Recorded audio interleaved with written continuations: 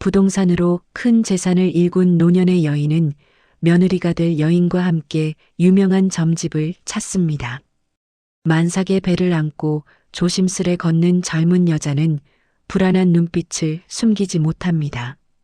점집 안 아이처럼 보이는 애기 동자가 조용히 자리를 지키고 있고 여인은 애써 미소를 지으며 재산가의 신뢰를 붙잡으려 합니다.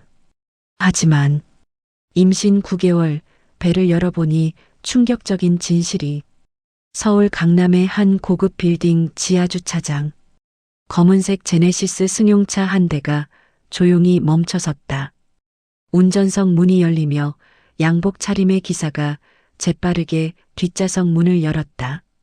차에서 내린 이는 70대 중반으로 보이는 여인이었다. 박순덕? 짙은 남색 한복을 단정하게 차려입은 그녀는 나이에 비해 곧은 허리와 단단한 걸음걸이를 유지하고 있었다. 손목의 비치 팔찌가 햇살에 반짝이며 그녀의 신분을 은근히 드러냈다. 어머니, 천천히 내리세요. 반대편 문에서 젊은 여자가 조심스럽게 몸을 빼냈다. 이미선, 28살의 그녀는 만삭의 배를 두 손으로 받치며 힘겹게 일어섰다. 얼굴엔 땀이 송골송골 맺혀 있었고 숨을 고르는 모습이 무척 고달파 보였다. 옅은 베이지색 인부복 아래로 불룩 솟은 배가 눈에 띄었다.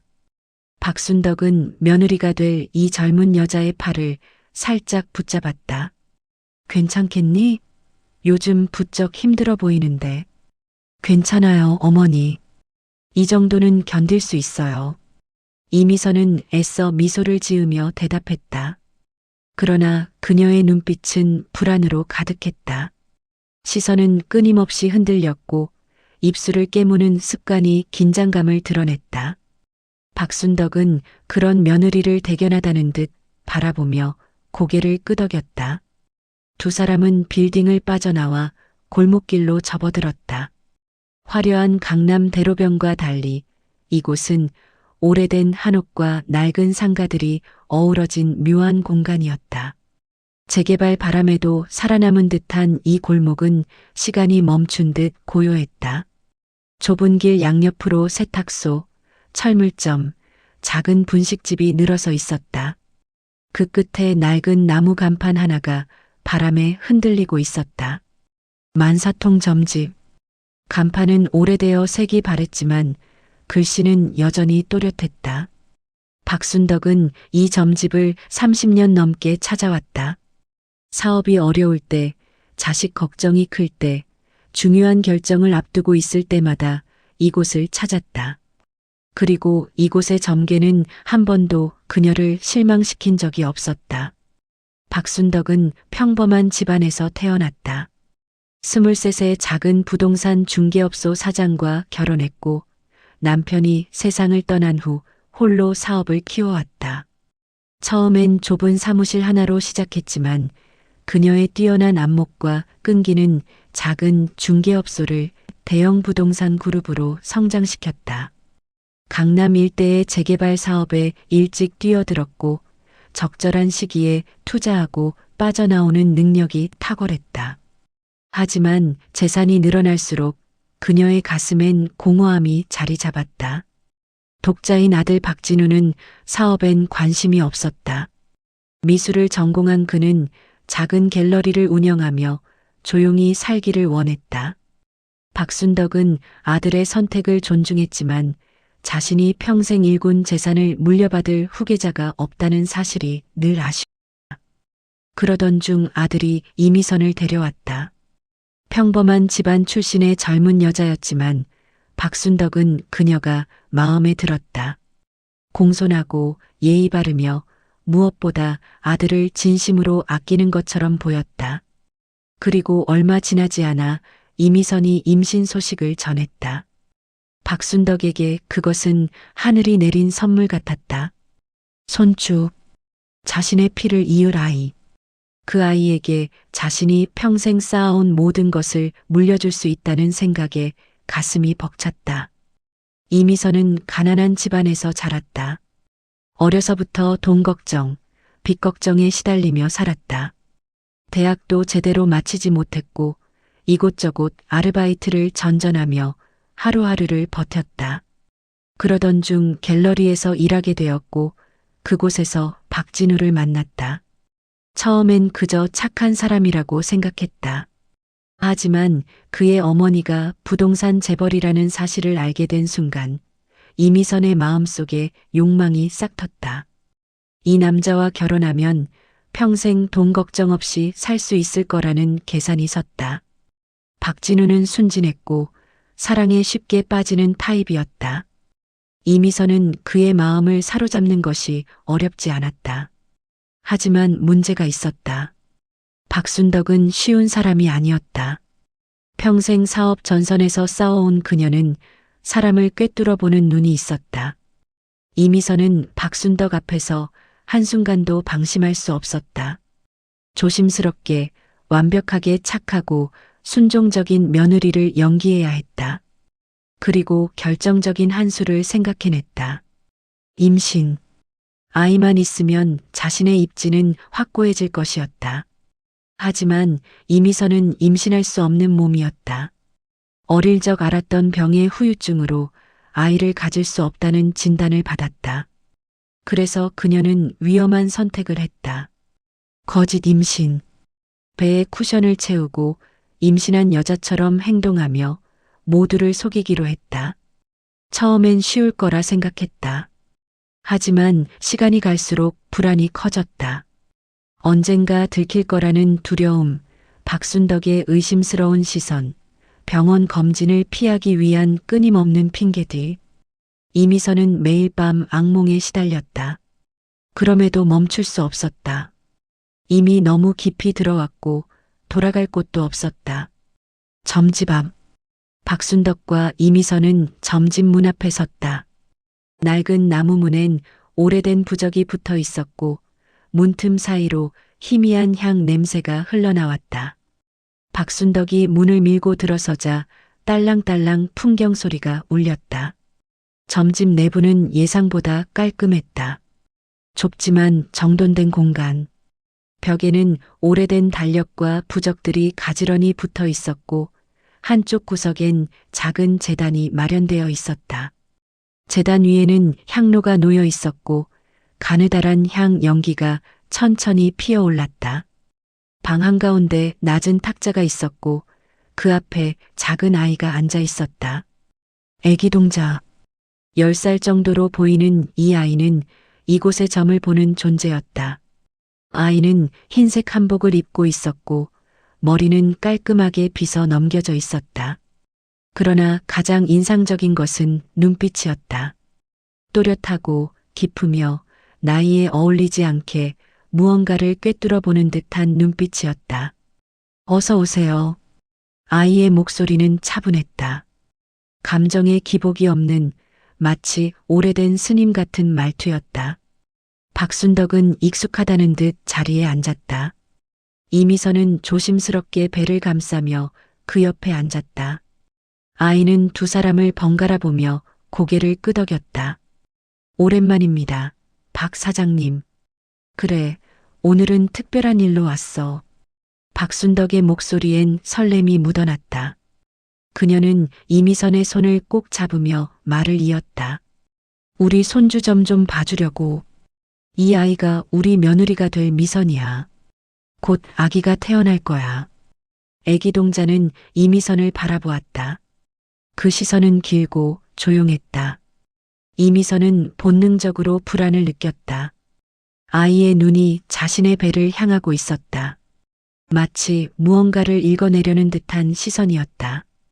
그녀는 애써 미소를 지으며 배를 쓰다듬었다. 안녕하세요. 처음 뵙겠습니다. 애기 동자는 대답하지 않았다. 다만 고개를 천천히 끄덕이며 향로에 새 향을 꽂았다. 연기가 피어오르며 방 안을 채웠다. 박순덕은 기대에 찬 표정으로 아이를 바라보았다. 아이가 건강하게 태어날까? 성별은 어떨까? 이 아이의 미래는 어떨까? 질문이 쏟아졌다. 박순덕은 평소답지 않게 들떠 있었다. 평생 냉철하게 사업을 해온 그녀였지만 손주 이야기만 나오면 달라졌다. 마치 어린아이처럼 설레고 기대하고 꿈을 꾸었다. 이미선은 그런 박순덕을 보며 복잡한 감정에 휩싸였다. 미안함, 죄책감, 그리고 두려움. 하지만 동시에 계산도 빠르게 돌아갔다. 이 순간만 넘기면 된다. 점쟁이가 뭘 알겠어. 그냥 좋은 말 몇 마디 하고 끝날 거야. 애기 동자는 향 연기를 바라보며 입을 열지 않았다. 침묵이 길어졌다. 박순덕은 조금씩 불안해지기 시작했다. 평소 애기 동자는 금방 점괘를 말해주곤 했다. 하지만 오늘은 달랐다. 아이는 가만히 이미선을 바라보고만 있었다. 이미선의 심장이 빠르게 뛰었다. 손바닥에 땀이 났다. 배를 감싼 손에 힘이 들어갔다. 그녀는 애써 태어난 척했지만 내면은 공포로 가득 차 있었다. 설마 들킨 걸까?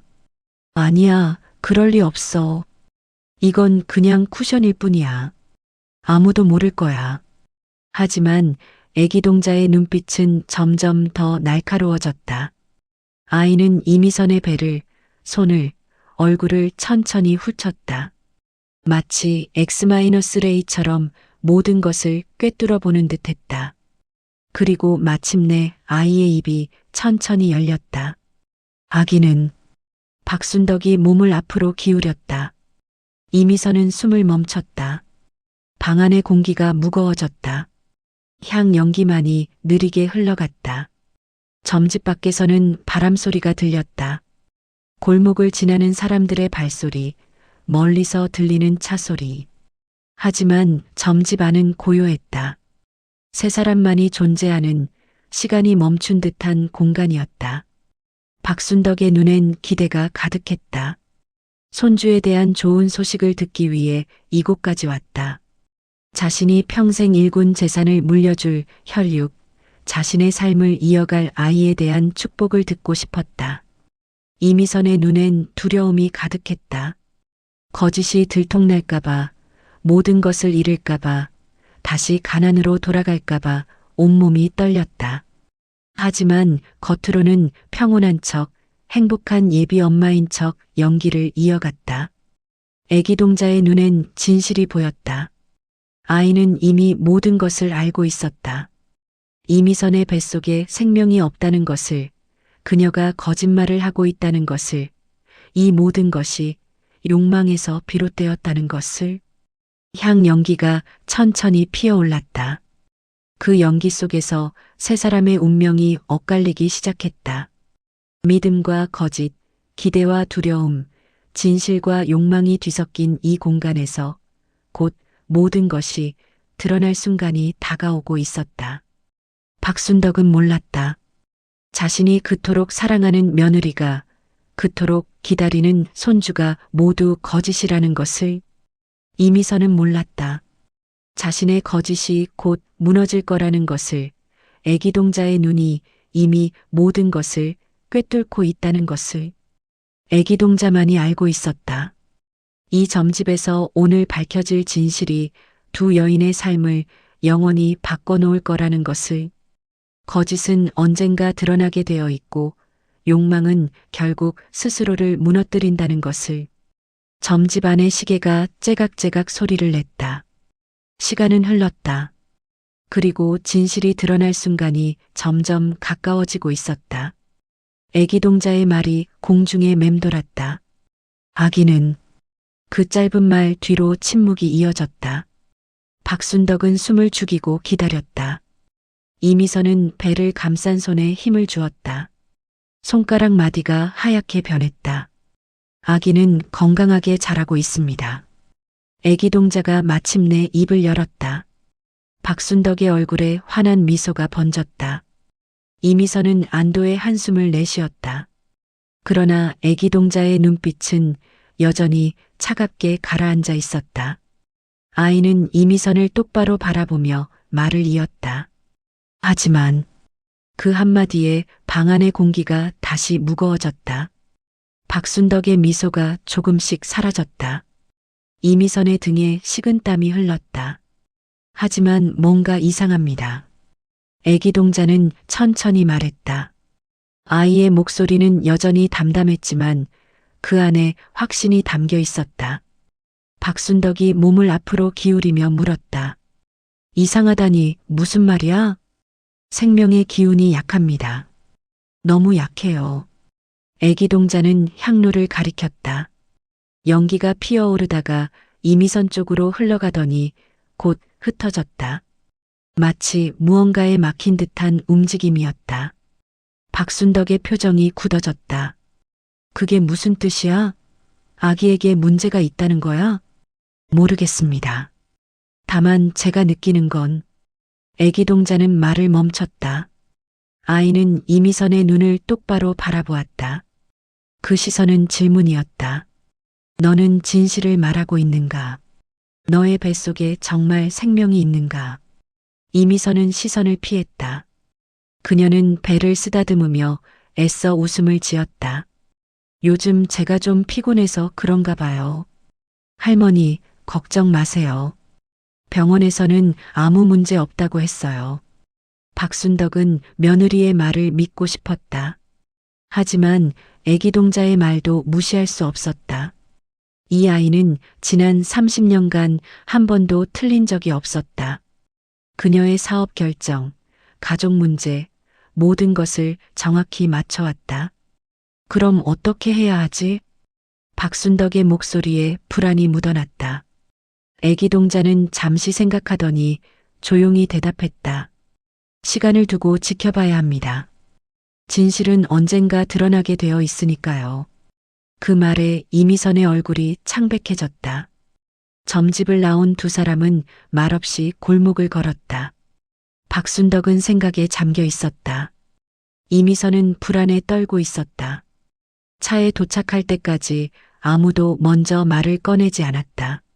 어머니, 이미선이 먼저 입을 열었다. 목소리가 떨렸다. 그 아이 말, 너무 심각하게 받아들이지 마세요. 병원에서는 정말 아무 문제 없다고 했어요. 박순덕은 차창 밖을 바라보며 대답했다. 병원 검진은 언제 받았지? 저번 주요. 어느 병원?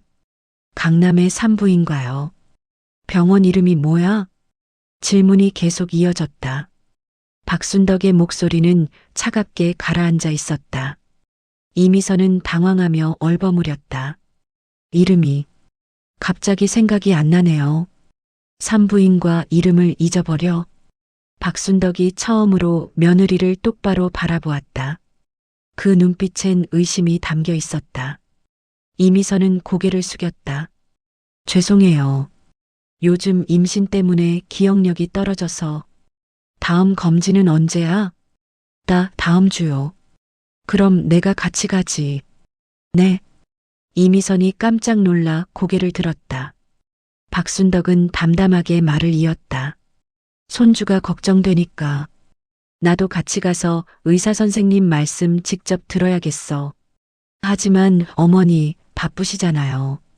손주보다 중요한 일은 없어. 박순덕의 말투는 단호했다.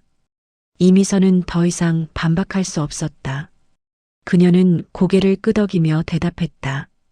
알겠어요, 어머니. 하지만 속으로는 패닉 상태였다. 병원에 같이 가면 모든 게 들통난다. 검진 기록도 없고 예약도 없고 아무것도 없다. 거짓말이 곧 밝혀질 것이다. 차 안의 침묵이 이어졌다. 기사는 조용히 운전대를 잡았다. 박순덕은 창밖을 바라봤다. 이미선은 배를 감싸쥐고 있었다. 그녀의 손이 미세하게 떨리고 있었다. 이미선의 머릿속에 과거가 스쳐 지나갔다. 어린 시절 좁은 원룸에서 어머니와 단둘이 살았다. 아버지는 사업 실패 후 집을 나갔고 돌아오지 않았다. 어머니는 식당에서 청소 일터에서 온갖 곳에서 일했다. 하지만 돈은 늘 모자랐다. 이미선은 학교에서 늘 초라했다. 낡은 옷, 값싼 가방, 친구들의 생일 파티에 갈 수 없는 처지. 그녀는 어릴 때부터 다짐했다. 커서는 절대 가난하게 살지 않겠다고, 돈 걱정 없이 살겠다고, 대학은 장학금으로 겨우 들어갔다. 하지만 생활비를 벌기 위해 아르바이트를 여러 개 했다. 학점은 떨어졌고 취업은 번번이 실패했다. 28이 되었을 때 그녀에게 남은 건 빚과 피로뿐이었다. 그때 박진우를 만났다. 갤러리에서 아르바이트를 하던 중이었다. 그는 친절했고 다정했고 무엇보다 부유했다. 처음엔 그냥 좋은 사람이라고 생각했다. 하지만 그의 어머니가 강남의 부동산 재벌이라는 걸 알게 된 순간 이미선의 마음이 움직였다. 이 남자와 결혼하면 모든 게 해결된다. 가난에서 벗어날 수 있다. 평생 안정된 삶을 살 수 있다. 그런 생각이 그녀를 지배했다. 박진우는 순진했다. 사랑에 쉽게 빠졌고 이미선을 무조건 믿었다. 그녀는 그의 마음을 사로잡기 위해 모든 노력을 기울였다. 다정하고 상냥하고 이해심 많은 여자로 연기했다. 그리고 성공했다. 박진우는 그녀에게 청혼했다. 하지만 박순덕은 달랐다. 냉철하고 날카로우며 사람을 꿰뚫어 보는 눈을 가진 여자였다. 이미선은 박순덕 앞에서 긴장을 늦출 수 없었다. 한 번의 실수, 한 번의 본심 노출이 모든 것을 망칠 수 있었다. 그래서 생각해낸 것이 임신이었다. 아이가 있으면 자신의 입지가 확고해질 것이다. 박순덕도 손주 앞에서는 무조건 약해질 것이다. 하지만 문제가 있었다. 이미선은 임신할 수 없는 몸이었다. 고등학교 때 알았던 병, 그 후유증으로 아이를 가질 수 없다는 진단. 그 사실을 아무에게도 말하지 않았다. 박진우에게도 박순덕에게도.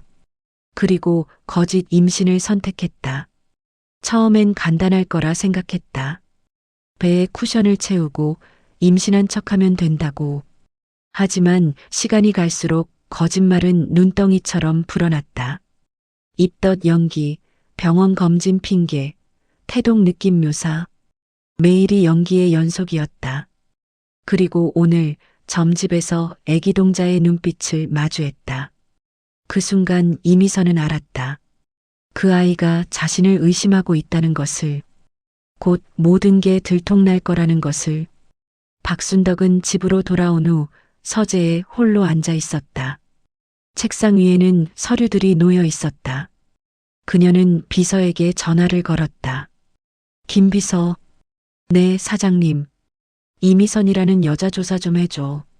우리 진우 만나기 전 경력, 학력, 가족관계 전부. 알겠습니다. 언제까지 필요하십니까? 내일 아침까지. 네 사장님. 전화를 끊은 박순덕은 창밖을 바라보았다. 그녀는 평생 사업을 하며 사람을 봐왔다. 진실한 사람과 거짓된 사람을 구분하는 눈이 있었다. 처음엔 이미선이 괜찮은 아이라고 생각했다. 하지만 오늘 점집에서의 반응, 차 안에서의 당황, 그 모든 게 의심스러웠다. 만약 정말 임신이 아니라면, 만약 모든 게 거짓이라면. 박순덕의 가슴이 차갑게 식었다. 배신, 그녀가 가장 용서할 수 없는 것이었다. 다음 날 아침 김 비서가 서류를 들고 왔다. 박순덕은 천천히 내용을 읽어내려갔다. 이미선의 과거, 가족 배경, 빚 기록, 병원 기록, 모든 것이 담겨 있었다. 그리고 마지막 페이지, 산부인과 방문 기록, 없음. 최근 6개월간 어떤 산부인과도 방문하지 않았다. 예약 기록도 없었다. 검진 기록도 없었다. 박순덕의 손이 떨렸다. 서류가 바닥에 떨어졌다. 그녀는 의자에 깊이 몸을 기댔다. 머릿속이 복잡했다. 분노, 실망, 배신감이 한꺼번에 밀려왔다. 거짓말이었구나. 그녀는 중얼거렸다. 목소리는 차갑게 가라앉아 있었다. 박순덕은 며칠간 아무에게도 말하지 않았다. 아들 박진우도 모르게 했다. 그녀는 혼자 생각했다. 어떻게 대처해야 할지. 당장 이미선을 내쫓을 수도 있었다. 하지만 아들이 상처받을 것이다. 진우는 이미선을 진심으로 사랑하고 있었다. 그렇다고 모른 척할 수도 없었다. 거짓말을 용인하는 건 박순덕의 원칙에 어긋났다. 평생 정직하게 사업을 해온 그녀였다. 거짓은 언젠가 더 큰 문제를 일으킨다는 걸 알고 있었다. 박순덕은 결심했다. 직접 이미선과 대면하기로, 진실을 듣기로, 그리고 그 결과에 따라 모든 것을 결정하기로. 한편 이미선은 불안에 떨고 있었다. 박순덕의 태도가 변했다. 예전처럼 다정하지 않았다. 시선이 차갑게 식었다. 무언가 알아차린 것 같았다. 이미선은 밤마다 잠을 이루지 못했다. 악몽에 시달렸다. 거짓이 들통나는 꿈, 쫓겨나는 꿈, 다시 가난으로 돌아가는 꿈. 깨어나면 온몸이 땀으로 젖어 있었다. 그녀는 배를 감싸쥐었다. 쿠션으로 채워진, 거짓으로 만들어진 배. 이게 자신을 지켜줄 마지막 방패였다. 하지만 그 방패가 이제 곧 무너질 것 같았다. 어떡하지? 이미선은 중얼거렸다. 도망칠까? 모든 걸 털어놓을까? 아니면 끝까지 거짓을 밀고 나갈까? 선택지는 많았지만 어떤 것도 좋은 결말로 이어질 것 같지 않았다. 그때 휴대폰이 울렸다. 박순덕이었다. 미선아, 내일 집으로 와. 할 얘기가 있어. 짧은 문자였다. 하지만 그 안에 담긴 무게가 무거웠다. 이미선은 휴대폰을 꼭 쥐었다. 손이 떨렸다. 드디어 그 순간이 온 것이다. 점집. 애기 동자는 여전히 향을 피우고 있었다. 아이는 알고 있었다. 곧 진실이 밝혀질 것을. 거짓은 언제나 스스로를 무너뜨린다는 것을. 향 연기가 천천히 피어올랐다. 그 연기는 점집 밖으로, 골목으로, 도시로 퍼져나갔다. 보이지 않는 진실의 향기처럼. 박순덕의 저택. 그녀는 서재에 앉아 내일을 준비했다. 질문들을 정리했다. 마음을 단단히 먹었다. 진실을 듣기 위해, 결정을 내리기 위해. 이미선의 방. 그녀는 거울 앞에 섰다. 배의 쿠션을 빼냈다. 텅 빈 배를 바라보았다. 진짜 자신의 모습을, 거짓을 벗어던진 자신을. 이제 끝이구나. 그녀는 중얼거렸다. 눈물이 흘렀다. 후회가 밀려왔다. 왜 이런 선택을 했을까? 왜 거짓으로 시작했을까? 하지만 이미 늦었다. 내일이면 모든 게 밝혀질 것이다. 박순덕 앞에서, 진실 앞에서 자신의 거짓이 드러날 것이다. 밤은 깊어갔다. 세 사람은 각자의 공간에서 내일을 기다렸다. 진실이 드러날 그날을, 거짓이 무너질 그 순간을. 점집의 향 연기는 여전히 피어올랐다. 그 연기 속에서 운명의 실타래가 조금씩 풀려가고 있었다. 다음 날 아침, 문자를 받은 이미선은 떨리는 손으로 박순덕의 저택 문을 열었다. 박순덕의 저택 거실은 고요했다. 넓은 창으로 햇살이 들어왔다. 하지만 그 빛은 따뜻하지 않았다. 차갑고 날카로웠다. 박순덕은 소파에 앉아 있었다. 등은 곧게 펴져 있었다. 손은 무릎 위에 가지런히 놓여 있었다. 그녀는 움직이지 않았다. 마치 조각상처럼. 현관문이 열렸다. 이미선이 들어섰다. 그녀의 얼굴은 창백했다. 눈 밑에 다크서클이 짙었다. 배를 감싼 손이 떨렸다. 한 걸음 한 걸음이 무거웠다. 어머니. 이미선이 조심스럽게 불렀다. 목소리가 갈라졌다. 박순덕은 고개를 들었다. 두 사람의 시선이 마주쳤다. 앉아. 박순덕의 목소리는 차가웠다. 이미선은 천천히 맞은편 소파에 앉았다. 배를 계속 감싸쥐었다. 그것만이 자신을 지켜주는 것처럼. 침묵이 흘렀다. 긴 침묵이었다. 이미선은 고개를 숙였다. 박순덕은 며느리를 바라보았다. 눈빛은 날카로웠다. 미선아, 내 어머니, 나한테 할 말 없니? 이미선의 심장이 쿵쾅거렸다. 목이 말랐다. 대답이 나오지 않았다. 박순덕이 다시 물었다. 정말 없어? 저는 말이 끊겼다.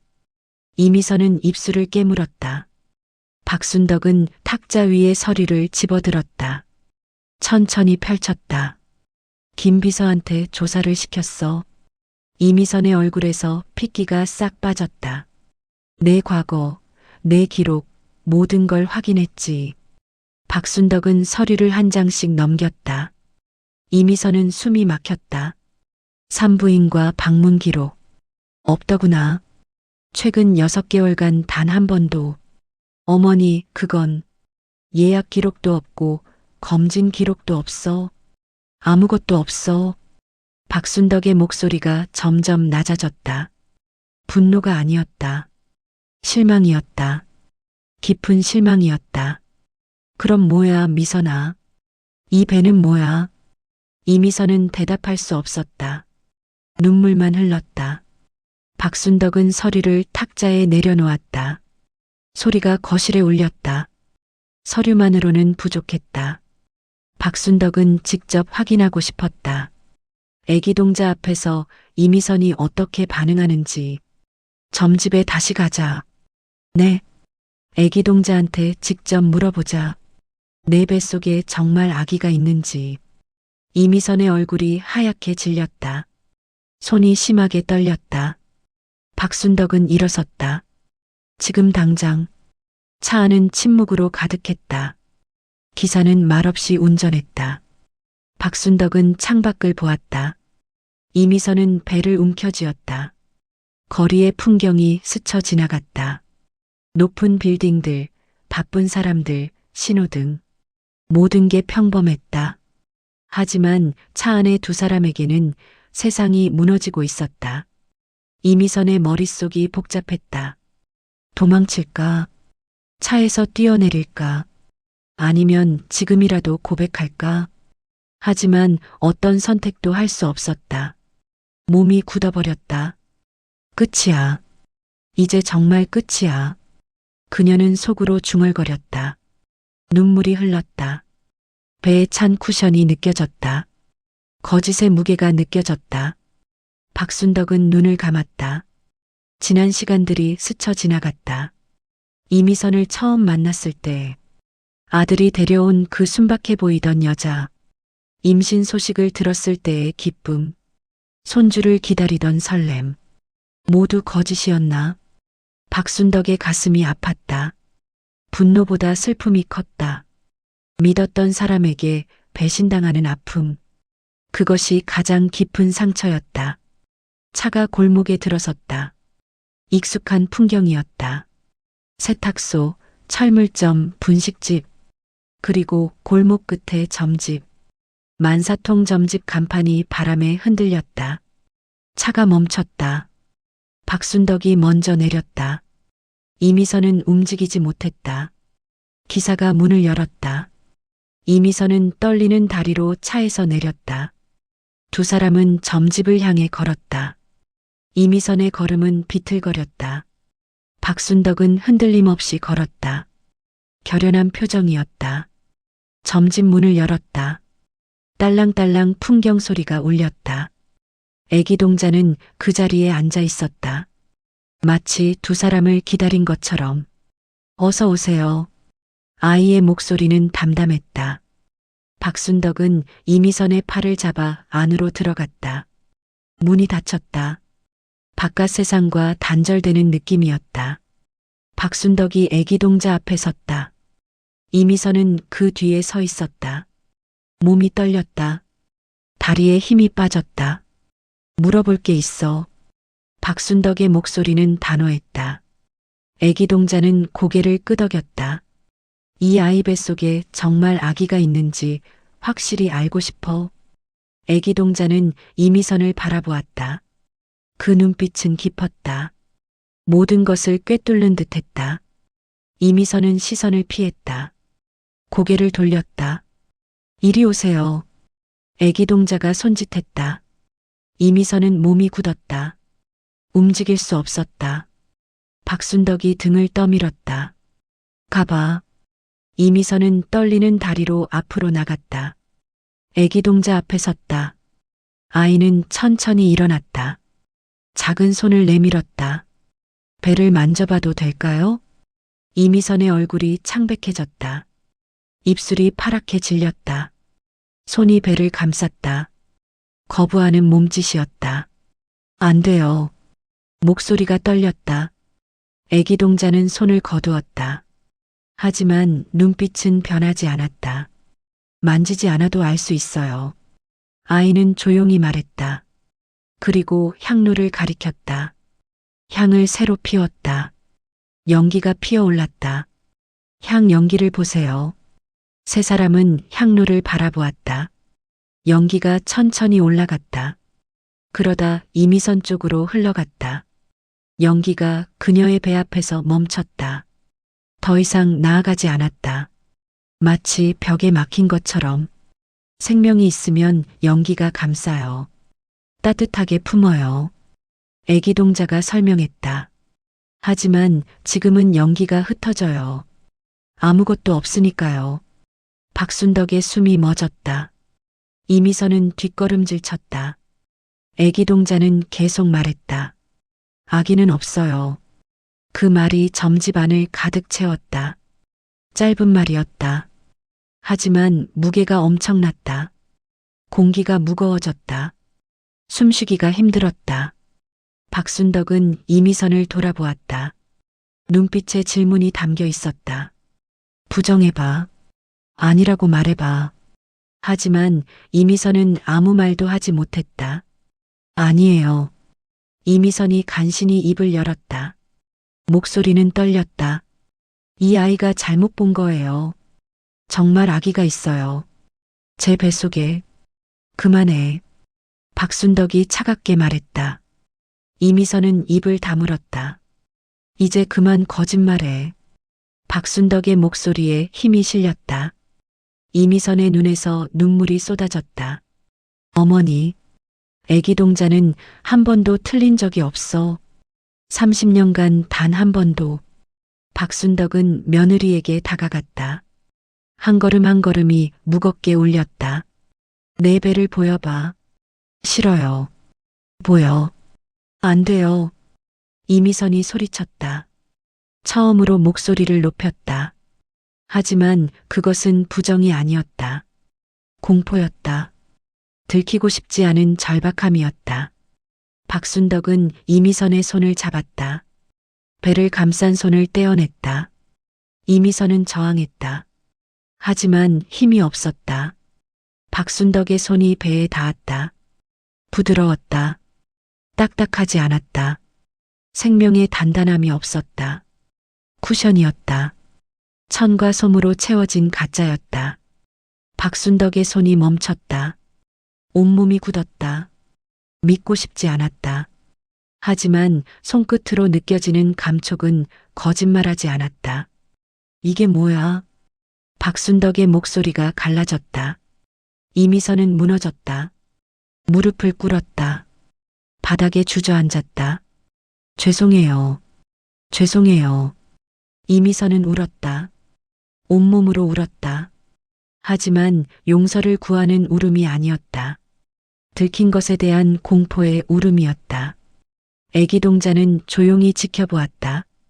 아이의 얼굴에는 감정이 없었다. 이미 수없이 본 풍경이었다.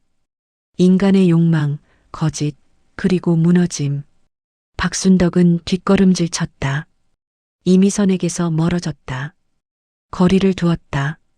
손이 떨렸다. 평생 이렇게 떨린 적이 없었다. 왜? 박순덕이 물었다. 한 글자였다. 하지만 그 안에 모든 질문이 담겨 있었다. 왜 이런 짓을 했어? 이미선은 얼굴을 들지 못했다. 바닥만 바라보았다. 눈물이 바닥에 떨어졌다.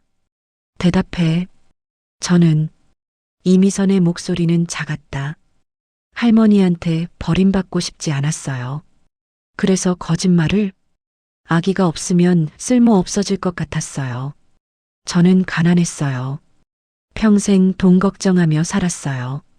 이 집안에 들어오면 달라질 줄 알았어요. 이미선은 고백했다. 더 이상 숨길 게 없었다.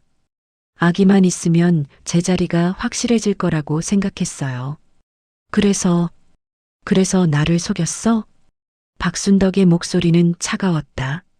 손주를 기다리는 내 마음을 가지고 놀았어? 이미선은 대답하지 못했다. 박순덕은 돌아섰다. 문을 향해 걸었다. 할머니, 이미선이 불렀다. 하지만 박순덕은 멈추지 않았다. 문을 열었다. 밖에 햇살이 쏟아져 들어왔다. 다시는 내 앞에 나타나지 마. 마지막 말이었다. 박순덕은 점집을 나갔다.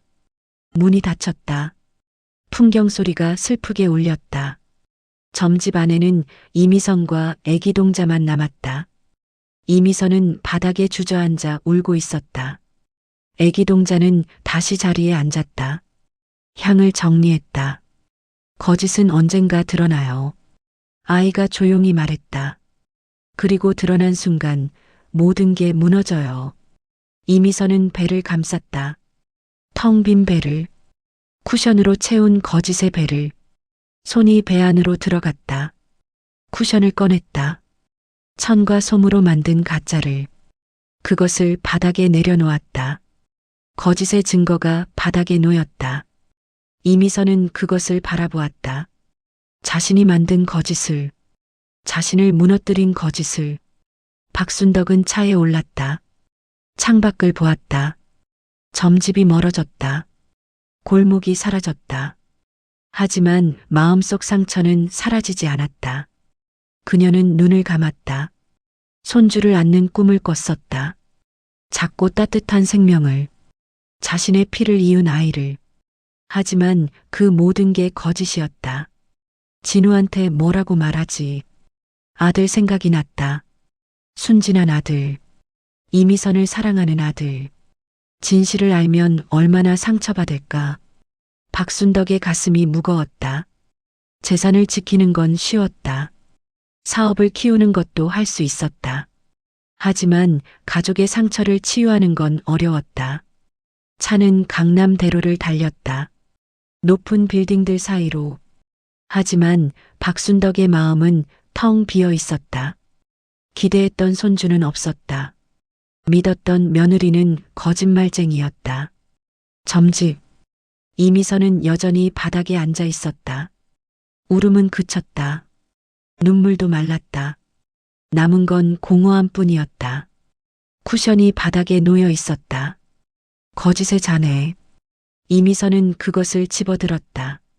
꼭 껴안았다. 이것이 자신이 선택한 것이었다. 이것이 자신을 무너뜨린 것이었다. 애기 동자는 향을 피웠다. 연기가 천천히 올라갔다. 점집은 다시 고요해졌다. 하지만 오늘 이곳에서 드러난 진실은 두 여인의 삶을 영원히 바꿔놓았다. 진실은 드러났다. 하지만 이야기는 끝나지 않았다. 이미선은 어떻게 될 것인가? 박순덕은 며느리를 용서할 것인가? 아들 박진우는 이 사실을 알게 될 것인가? 모든 것이 흔들렸다. 관계가, 신뢰가, 미래가. 거짓 하나가 모든 것을 무너뜨렸다. 향 연기는 계속 피어올랐다. 그 연기 속에서 다음 이야기가 기다리고 있었다. 드러난 진실 이후의 이야기가, 무너진 관계를 어떻게 할 것인가에 대한 이야기가. 점집 문이 닫혀 있었다. 하지만 안에서는 여전히 향 냄새가 흘렀다. 진실의 향기가. 거짓이 무너진 자리에 남은 쓰디쓴 진실의 향기가. 점집에서 돌아온 박순덕은 아들을 불렀다.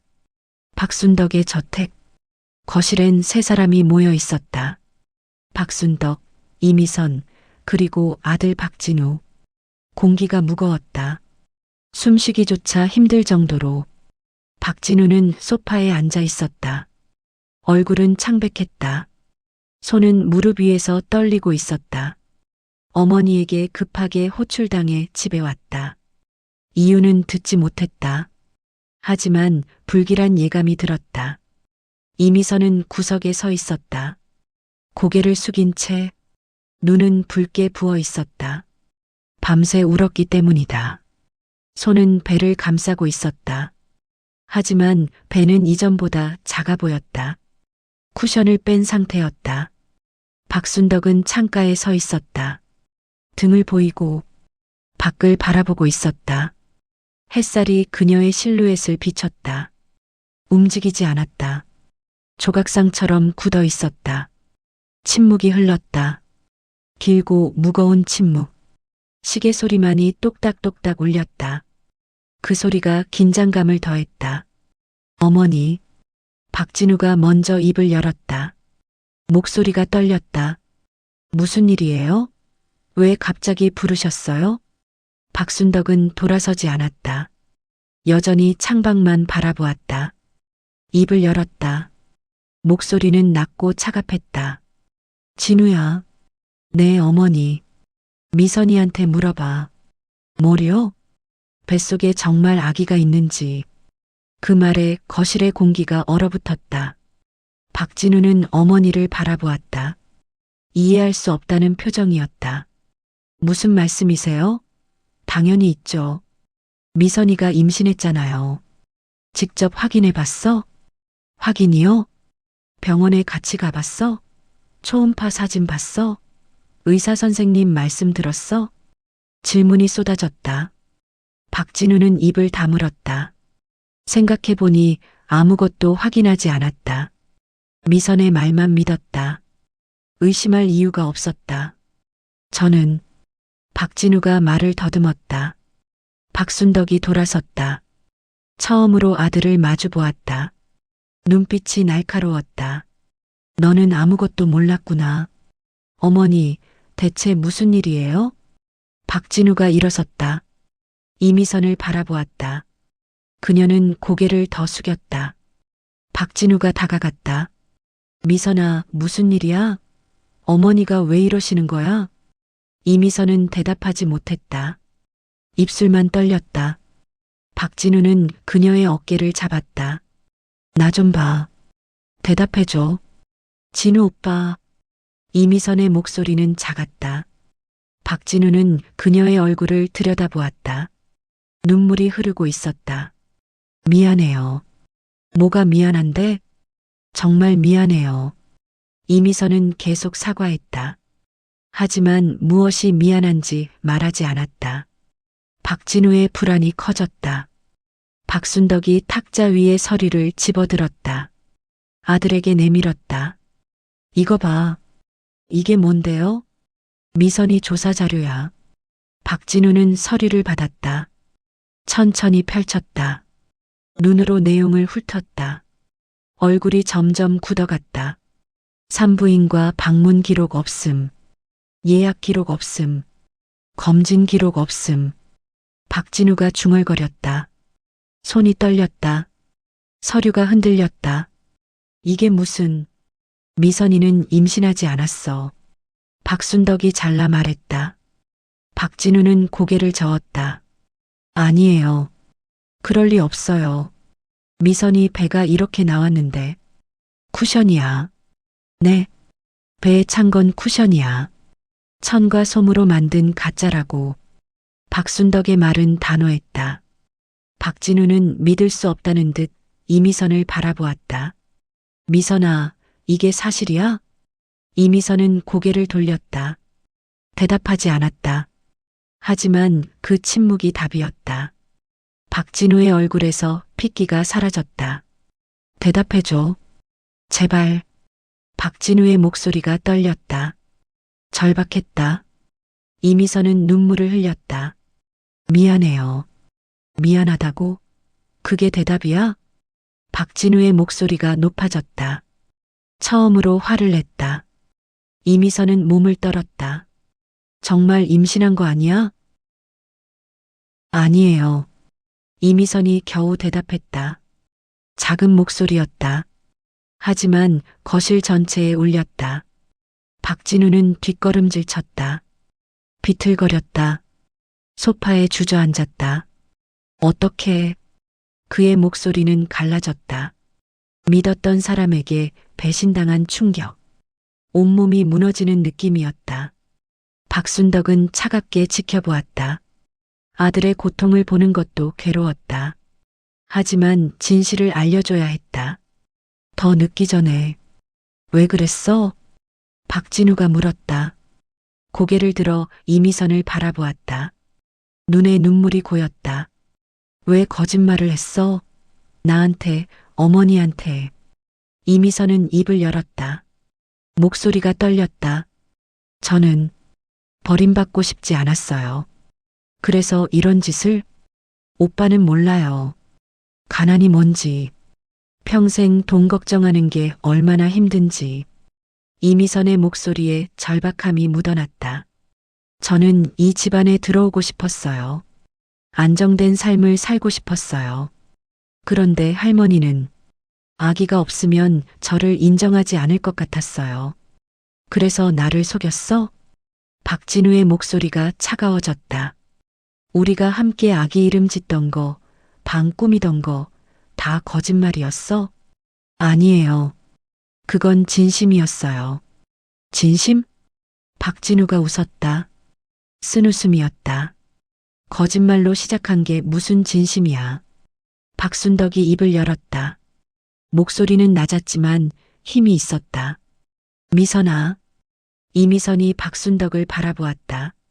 두려움이 가득한 눈빛이었다. 나한테 솔직히 말해봐. 처음부터 계획한 거야? 아니에요. 그럼 언제부터? 저는 이미선의 목소리가 끊겼다.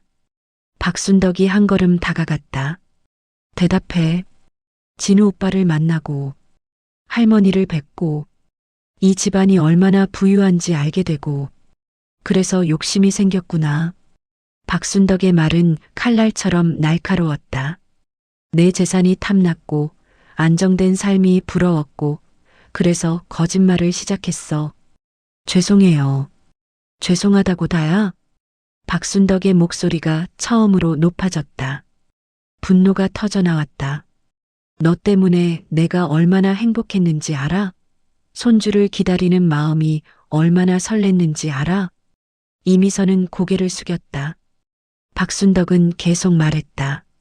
아기 옷을 사고 장난감을 준비하고 방을 꾸미고 매일 밤 손주를 안는 꿈을 꿨어.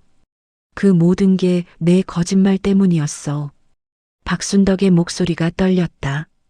분노와 슬픔이 뒤섞였다. 넌 나한테서 뭘 빼앗았는지 알아? 희망을 빼앗았어. 기쁨을 빼앗았어. 믿음을 빼앗았어. 정말 죄송해요, 어머니. 이미선이 무릎을 꿇었다. 바닥에 엎드렸다.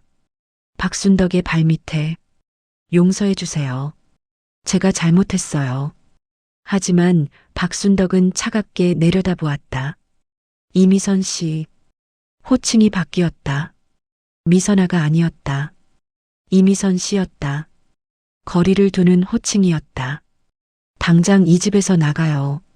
어머니. 다시는 우리 가족 앞에 나타나지 마요. 박순덕은 돌아섰다. 더 이상 이미선을 보지 않았다. 이미선은 박진우를 바라보았다. 마지막 희망을 찾듯이. 오빠. 하지만 박진우도 고개를 돌렸다. 그녀를 보지 않았다. 배신감이 너무 컸다. 사랑했던 사람이 거짓말쟁이였다는 사실. 받아들일 수 없었다. 나도 어머니 뜻과 같아. 박진우의 목소리는 차가웠다. 우리 이제 남이야. 이미선은 바닥에 주저앉았다. 온몸에 힘이 빠졌다. 모든 게 끝났다. 잡으려 했던 안정된 삶, 부유한 환경, 사랑, 가족. 모두 손가락 사이로 빠져나갔다. 배를 감쌌다. 텅 빈 배를. 쿠션도 없는 아무것도 없는 배를. 이것이 진짜 자신이었다. 가난하고 외롭고 아무것도 가진 게 없는 여자. 제가 정말 바보였네요. 이미선이 중얼거렸다. 눈물이 흘렀다. 욕심이 저를 망쳤어요. 박순덕은 창가로 돌아갔다. 밖을 바라보았다. 눈시울이 붉어졌다. 하지만 눈물을 흘리지 않았다. 평생 강하게 살아온 여자였다. 울지 않기로 했다. 손주는 없구나. 박순덕은 속으로 중얼거렸다. 가슴이 텅 빈 느낌이었다. 기대했던 미래가 사라졌다. 손주를 안는 꿈, 재산을 물려주는 계획, 모두 허상이었다. 박진우는 소파에 앉아 얼굴을 손으로 감쌌다. 숨이 막혔다. 사랑했던 여자가 거짓말쟁이였다. 함께 꿈꿨던 미래가 모두 가짜였다. 나는 뭘 본 거지? 박진우는 자신에게 물었다. 이미선의 어떤 모습이 진짜였을까? 다정했던 미소, 따뜻했던 말, 사랑한다던 고백. 그중 진심은 있었을까? 거실은 고요했다. 세 사람 모두 침묵했다.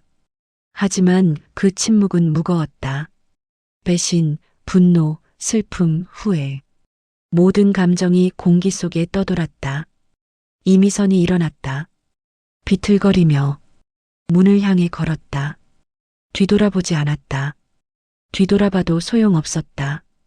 두 사람 모두 등을 돌리고 있었다. 문을 열었다.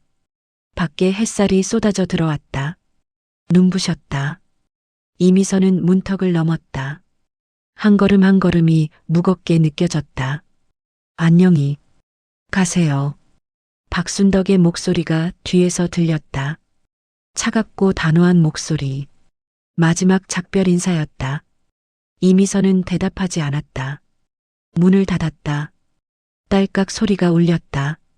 그 소리와 함께 모든 것이 끝났다. 거실에 박순덕과 박진우만 남았다. 어머니와 아들. 둘 다 말이 없었다. 시계 소리만 똑딱똑딱 울렸다. 어머니. 박진우가 겨우 입을 열었다. 목소리가 갈라졌다. 제가 잘못 봤나 봐요. 박순덕은 아들을 바라보았다. 눈빛이 부드러워졌다. 처음으로 따뜻함이 돌아왔다. 내 잘못이 아니야. 하지만 저는 전혀 몰랐어요. 그녀가 거짓말하는지. 사랑하면 안 보이는 거야. 박순덕이 아들 옆에 앉았다. 손을 잡았다. 너는 진심으로 사랑했어. 그건 잘못이 아니야. 그럼 뭐가 잘못인가요? 그녀가 욕심을 부린 거지. 거짓으로 사랑을 얻으려 한 거야. 박진우는 고개를 떨구었다. 눈물이 떨어졌다. 남자의 눈물이었다. 박순덕은 아들의 등을 쓰다듬었다. 울어. 참지 마. 박진우는 울었다.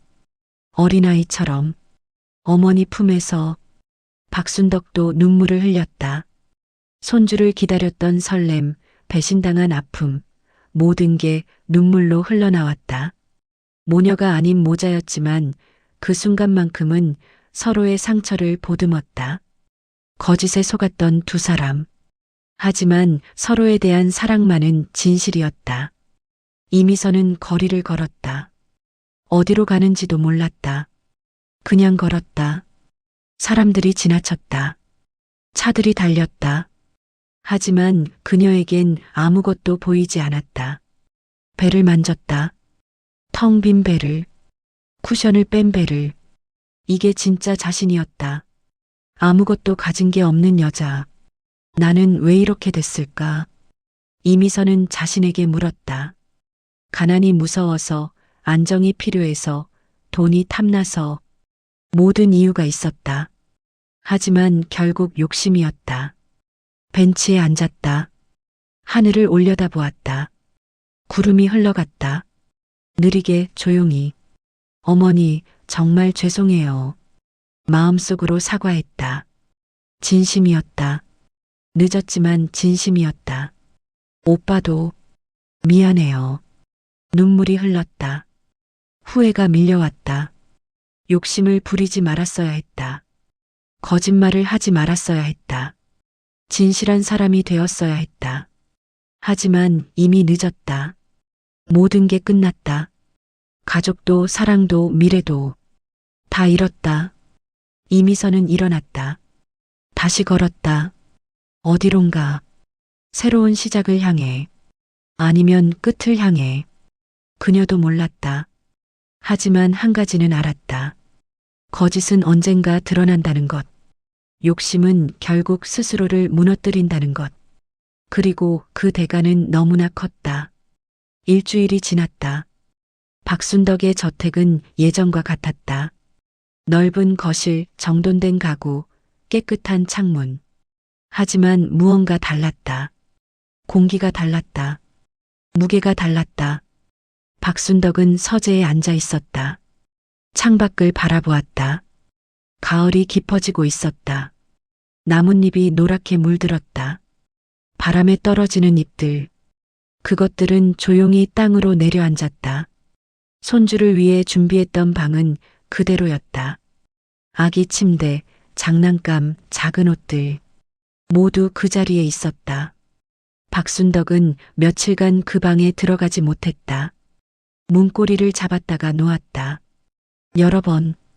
오늘은 들어가 보기로 했다. 문을 열었다. 햇살이 방 안으로 쏟아졌다. 먼지가 햇빛 속에서 춤췄다. 박순덕은 천천히 방 안으로 걸어 들어갔다. 아기 침대를 만졌다. 부드러운 천, 따뜻한 이불, 모두 손주를 위해 준비한 것들이었다. 하지만 그 손주는 없었다. 처음부터 없었다. 박순덕은 침대 옆에 앉았다. 깊은 한숨이 나왔다. 가슴이 무거웠다. 하지만 분노는 가라앉았다. 일주일 동안 생각했다. 밤낮으로. 이미선에 대해, 거짓말에 대해, 자신에 대해. 내가 뭘 잘못했을까? 박순덕은 자신에게 물었다. 혹시 자신이 너무 강압적이었을까? 혹시 며느리에게 너무 많은 것을 기대했을까? 혹시 아이가 있어야만 인정받을 수 있다는 분위기를 만들었을까? 대답은 쉽지 않았다. 자신을 돌아보는 것은 언제나 어려웠다. 평생 앞만 보고 달려왔다. 사업을 키우고 재산을 모으고 성공을 증명하고 뒤를 돌아볼 여유가 없었다. 하지만 지금은 달랐다. 멈춰서서 생각할 시간이 생겼다. 손주라는 희망이 사라진 자리에 텅 빈 공간이 생겼다. 그 공간에서 박순덕은 자신을 마주했다. 박순덕은 창밖을 바라보았다. 정원의 나무들이 보였다. 오래된 은행나무가 한 그루 있었다. 남편이 심었던 나무였다. 40년이 넘었다. 남편 생각이 났다. 사업가였지만 따뜻한 사람이었다. 항상 웃었다. 항상 희망을 이야기했다. 그가 세상을 떠난 후 박순덕은 혼자가 되었다. 아들이 있었지만 외로웠다. 그래서 손주를 기다렸는지도 몰랐다. 자신의 외로움을 채울 누군가, 자신의 사랑을 쏟을 대상. 손주는 박순덕에게 단순한 혈육이 아니었다. 삶의 의미였다. 미래의 희망이었다. 하지만 그 희망이 집착이 되었을 수도 있었다. 이미선이 느끼기에 부담스러웠을 수도 있었다. 아이가 없으면 인정받지 못한다는 두려움. 그것이 거짓말을 낳았을 수도. 모두 내 탓은 아니야. 박순덕은 중얼거렸다. 이미선의 선택은 이미선의 것이었다. 거짓말을 한 것은 그녀였다. 하지만 박순덕도 반성할 부분이 있었다. 가족이란 무엇인가? 박순덕은 평생 이 질문을 깊이 생각해 본 적이 없었다. 가족은 당연한 것이었다. 피로 연결된 관계, 재산을 물려줄 대상. 하지만 지금 생각이 달라졌다. 가족은 혈육만이 아니었다. 신뢰였다. 사랑이었다. 진실이었다. 그것 없이는 아무리 피가 이어져도 가족이 아니었다. 이미선은 가족이 되려 했다. 하지만 거짓으로. 그래서 실패했다. 가족은 거짓 위에 세워질 수 없었다. 언젠가 무너지게 되어 있었다. 박순덕은 일어났다. 방을 나왔다. 문을 닫았다. 이 방은 당분간 비워둘 것이었다. 언젠가 진짜 손주가 생기면 그때 사용하면 되었다. 아니면 영영 비워둬도 괜찮았다. 중요한 건 손주가 아니었다. 중요한 건 진실이었다. 사랑이었다. 신뢰였다. 그것을 박순덕은 이제야 깨달았다. 거실에서 박진우가 기다리고 있었다. 아들은 일주일간 많이 야위었다. 얼굴은 창백했다. 눈은 침침했다. 잠을 제대로 자지 못한 것 같았다. 진우야. 박순덕이 아들 옆에 앉았다. 박진우는 고개를 들었다. 억지로 미소 지었다. 어머니, 많이 힘들지? 괜찮아요. 하지만 괜찮지 않았다. 목소리에서 알 수 있었다. 박순덕은 아들의 손을 잡았다. 울고 싶으면 울어도 돼. 박진우는 고개를 저었다. 하지만 눈시울이 붉어졌다. 참고 있던 감정이 터질 것 같았다. 어머니, 저는 정말 그녀를 사랑했어요. 박진우의 목소리가 떨렸다. 진심으로 사랑했어요. 함께 미래를 꿈꿨어요. 아이 이름도 지었어요. 그런데 그 모든 게 말이 끊겼다. 박순덕은 아들을 안았다. 박진우는 어머니 품에서 울었다. 조용히, 길게. 박순덕은 아들의 등을 쓰다듬었다. 말없이 위로의 말도 하지 않았다. 지금 필요한 건 말이 아니었다. 함께 있어주는 것이었다. 한참 후 박진우가 몸을 일으켰다. 눈물을 닦았다. 깊게 숨을 쉬었다. 어머니, 저 하나 물어봐도 될까요? 그래. 어머니는 미선이를 용서할 수 있으세요? 박순덕은 잠시 생각했다. 용서. 쉬운 단어가 아니었다. 배신당한 아픔은 컸다. 거짓에 속은 분노도 컸다. 지금은 모르겠구나. 박순덕이 솔직하게 대답했다. 하지만 언젠가는 이해할 수 있을 것 같아. 이해요? 용서와 이해는 달라. 용서는 아직 못해도 왜 그랬는지 이해는 할 수 있어. 박순덕은 창밖을 바라보았다. 그 아이도 나름의 이유가 있었을 거야. 가난, 불안, 두려움. 그것들이 그녀를 거짓말로 몰았겠지. 하지만 그래도 거짓말은 잘못이잖아요. 맞아. 잘못이지. 하지만 사람은 완벽하지 않아. 때로는 잘못된 선택을 해. 두려움 때문에, 욕심 때문에. 박순덕은 아들을 바라보았다. 우리도 완벽하지 않아. 나도 너도. 그녀도 마찬가지야. 다만 그녀는 잘못된 방법을 선택했을 뿐이야. 박진우는 어머니의 말을 곱씹었다. 이해와 용서, 그 차이를 생각했다. 미워하는 것과 다른 것이었다. 저도 생각해 볼게요. 박진우가 말했다. 박순덕은 고개를 끄덕였다. 아들이 성장하고 있었다. 상처를 통해, 아픔을 통해. 그것이 인생이었다. 한편 이미선은 작은 고시원 방에 있었다. 좁은 공간, 낡은 책상, 딱딱한 침대. 박순덕의 저택과는 비교할 수 없었다.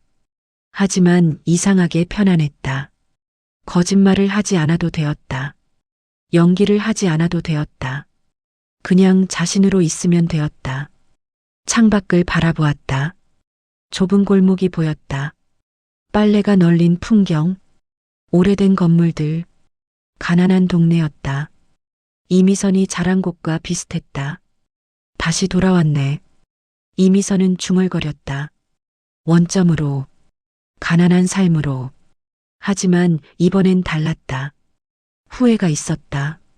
책상 위에 공책이 놓여 있었다. 이미선은 매일 그 공책에 글을 썼다. 일기 같은 것이었다.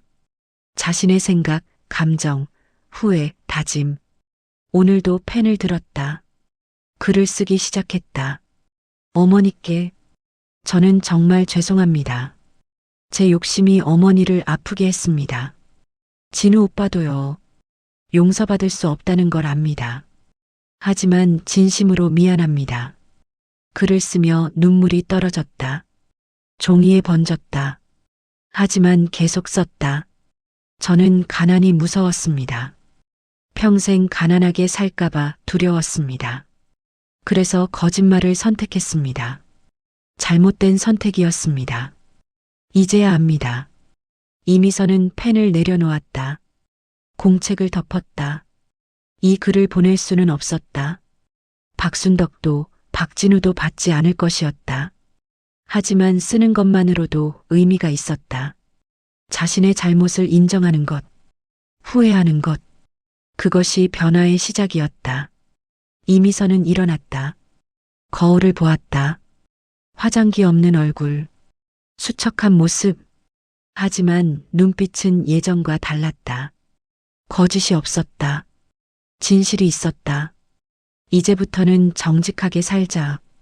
이미선은 다짐했다. 가난해도 괜찮았다.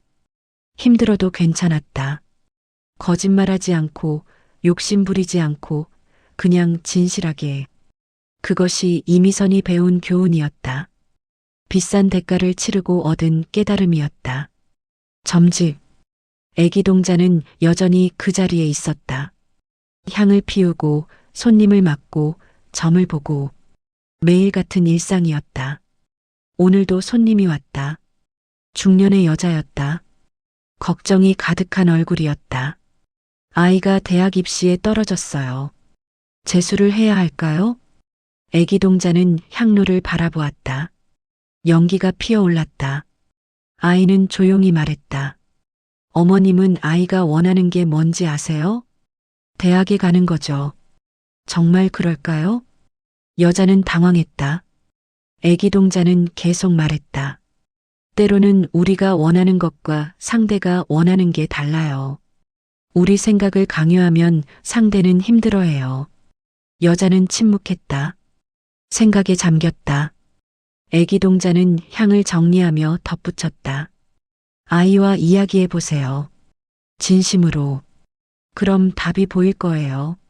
여자는 고개를 끄덕이며 점집을 나갔다. 애기 동자는 다시 혼자가 되었다. 아이는 박순덕을 생각했다. 일주일 전 그 사건을, 거짓이 드러난 순간을, 세 사람의 아픔을. 애기 동자는 어린아이였지만 많은 것을 알았다. 수많은 사람을 봤다. 수많은 거짓과 진실을 봤다. 욕망과 후회를 봤다. 사람들은 같은 실수를 반복했다. 욕심을 부리고 거짓말을 하고 후회했다. 하지만 그 과정에서 배웠다. 성장했다. 그것이 인생이었다. 박순덕도 배울 것이다. 가족의 의미를, 신뢰의 중요성을. 이미선도 배울 것이다. 정직의 가치를, 욕심의 대가를. 박진우도 배울 것이다. 사랑의 의미를, 용서의 어려움을. 모두 아프겠지만 성장할 것이다. 그것이 애기 동자가 아는 진리였다. 계절이 바뀌었다. 가을이 지나고 겨울이 왔다. 첫눈이 내렸다. 하얀 눈이 세상을 덮었다. 박순덕은 창가에 서서 눈을 바라보았다. 조용히 내리는 눈. 세상을 정화하는 듯했다. 마음도 함께 정화되는 느낌이었다. 손주 방은 여전히 비어 있었다. 하지만 이제 그 방을 볼 때 아프지 않았다. 아쉬움은 있었다. 하지만 집착은 사라졌다. 박순덕은 깨달았다. 행복은 무언가를 얻는 데 있지 않다는 것을. 행복은 지금 가진 것에 감사하는 데 있다는 것을. 아들이 있었다. 건강이 있었다. 평생 일군 사업이 있었다. 그것으로 충분했다. 손주는 있으면 좋고 없어도 괜찮았다. 인생은 계획대로 되지 않았다. 그것을 받아들이는 것이 지혜였다.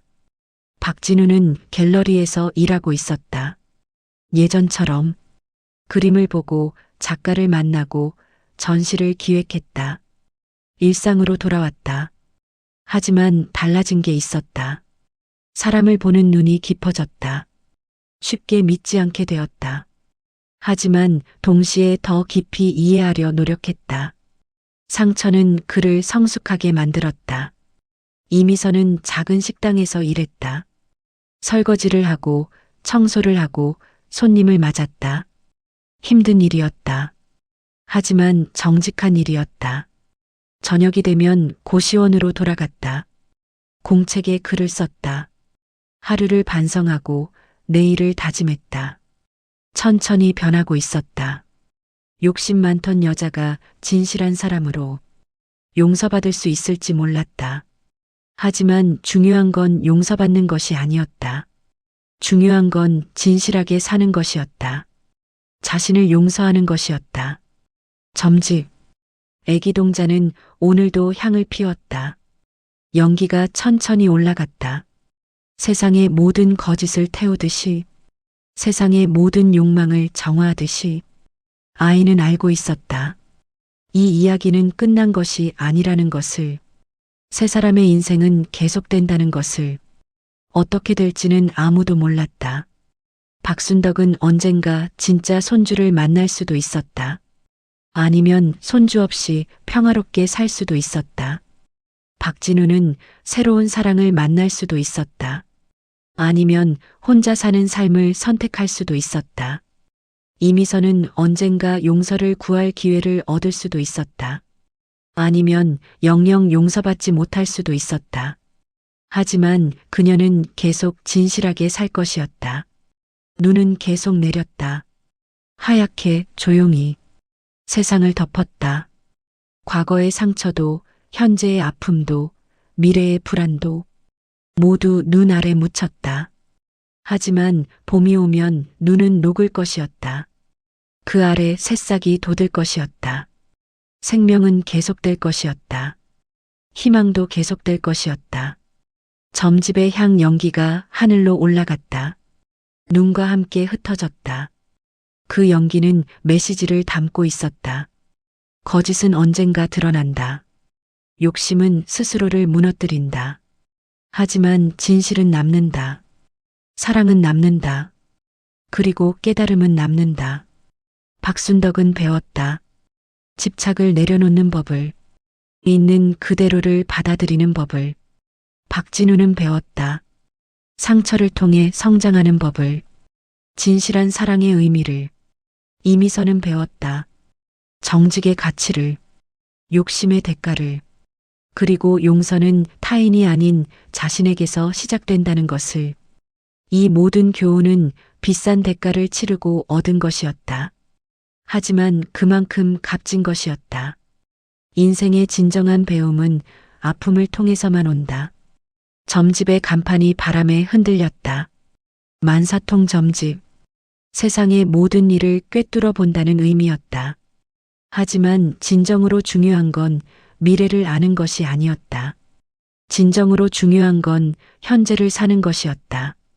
진실하게, 정직하게 사랑하며. 그것이 애기 동자가 전하는 메시지였다. 눈은 계속 내렸다. 세상은 하얗게 변했다. 새로운 시작처럼, 모든 것이 다시 시작될 수 있다는 희망처럼. 그리고 그 희망 속에서 세 사람은 각자의 길을 걸어갈 것이었다. 과거의 상처를 안고, 현재의 교훈을 품고, 미래를 향해. 이야기는 여기서 끝났다. 하지만 삶은 계속되었다. 그것이 인생이었다.